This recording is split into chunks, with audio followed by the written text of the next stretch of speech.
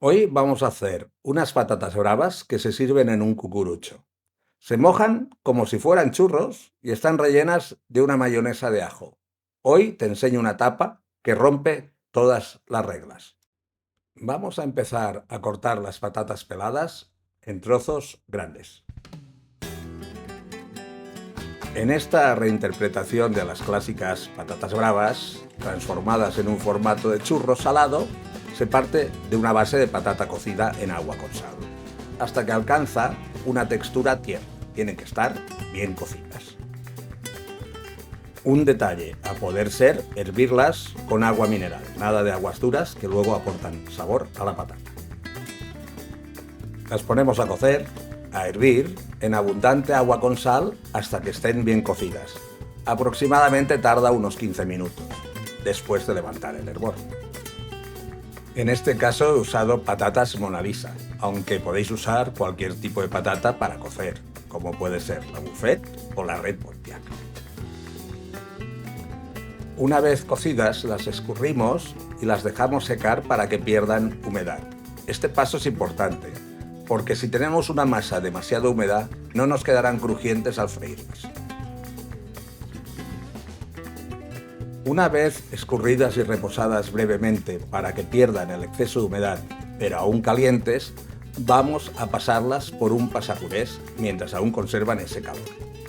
Yo he usado el pasapurés, pero podéis usar cualquier instrumento similar que tengáis a mano, tipo colador, chino, cedazo, lo que tengáis. Mientras os quede un puré fino, cualquier herramienta es válida. No le vamos a echar sal. Como hemos cocido las patatas con sal, estas ya la han absorbido. Y si no, acordaros del truco de la patata. Hecho el puré, vamos a por la masa de los churros. En un cazo o sartén colocamos el agua mineral, la mantequilla y el azúcar. Y lo ponemos a fuego suave. Cuando la mantequilla esté fundida, bajamos el fuego y añadimos la harina.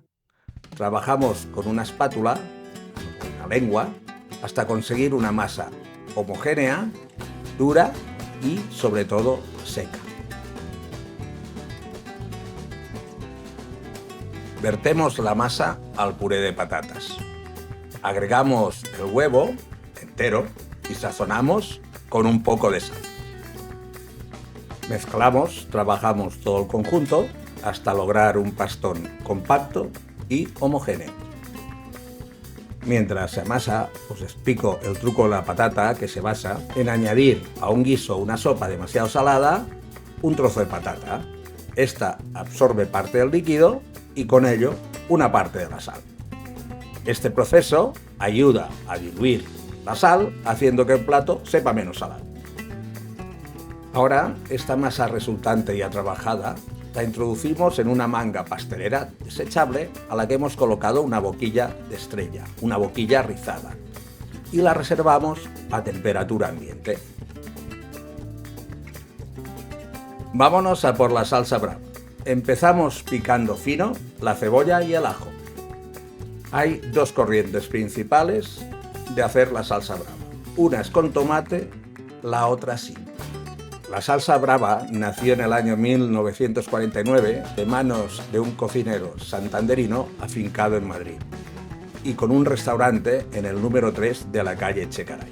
Él fue quien creó una de las recetas más versionadas, una salsa ligeramente picante y muy sabrosa que nunca contó con el tomate entre sus ingredientes. En una sartén u otro recipiente, calentar el aceite de oliva, añadir la cebolla y dejarla rehogar un par de minutos. Fuego suave. Pasados estos 2 minutos, agregar el ajo y lo rehogamos un minuto más. Ni la cebolla ni el ajo deben tomar color. Apagamos el fuego, incorporamos los 2 pimentones, el dulce y el picante, que nos aportan profundidad y carácter. Removemos bien y agregamos la harina. La cocemos a fuego suave durante un par de minutos para que pierda el sabor a crudo. A continuación, ir vertiendo poco a poco el caldo de pollo caliente, emulsionando con unas varillas hasta lograr una salsa aterciopelada. Yo aquí lo hago en 3 veces. Este paso, el caldo de pollo es muy importante. Pensar que es la base de la salsa, pero si no os da tiempo a hacerlo, comprarlo hecho. No es lo ideal, pero es mucho mejor que echarle agua. Una vez añadido todo el caldo, rectificamos de sal y añadimos la selección de especies, tandoori y ras el hanout. Prolongamos la cocción apenas unos segundos. Para una textura impecable, se tritura finamente por el Turmix o cualquier procesador que tengáis a mano. Una vez la salsa está bien fina, se pasa por un colador chino o un colador de malla. Se conserva tapada hasta el emplatado. Verterla en un cazo o en un bol y sobre todo mantenerla tapada a temperatura ambiente. Tenemos una salsa brava como mandan los cánones, la clásica. Calentar el aceite en un recipiente para frituras con mitad aceite de girasol y mitad aceite de oliva suave. Cuando esté caliente, cuando alcance los 170 grados, apretar la manga para formar tiras largas de unos 10 centímetros, cortarlas con unas tijeras y dejarlas que se sumerjan en el aceite. Ir dorando los churros de patata, dándoles la vuelta de tanto en cuando.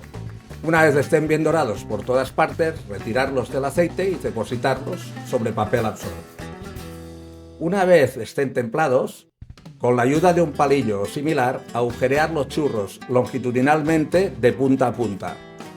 Yo le he robado a mi mujer una aguja de tejer, me matará cuando se entere. Los rellenamos con paciencia y generosidad por los dos lados, con la mayonesa de ajo, tal como podéis apreciar en la pantalla. Notaréis que están bien rellenos por el peso. Una vez rellenados, y como guiño irónico al formato dulce, los espolvoreamos con una fina capa de azúcar glass y listos para emplatar y servir. Servirlo es fácil. Colocamos los churros de patata en un cucurucho de papel y servimos la salsa aparte en un bol o en una salsera. Crujiente, relleno, especiado y servido como si fuera unos churros con chocolate, pero en realidad es una brava como nunca la habías visto. ¿Cómo se comen? Pues como los churros con chocolate. Coge uno, mójalo en la salsa y para adentro. Que aproveche. Espero que os atreváis con esta tapa. Es mucho más fácil de lo que parece. Y ya sabéis, si queréis seguir llegando la alta cocina a casa, suscribíos al canal. Nos vemos en la cocina. Hasta luego.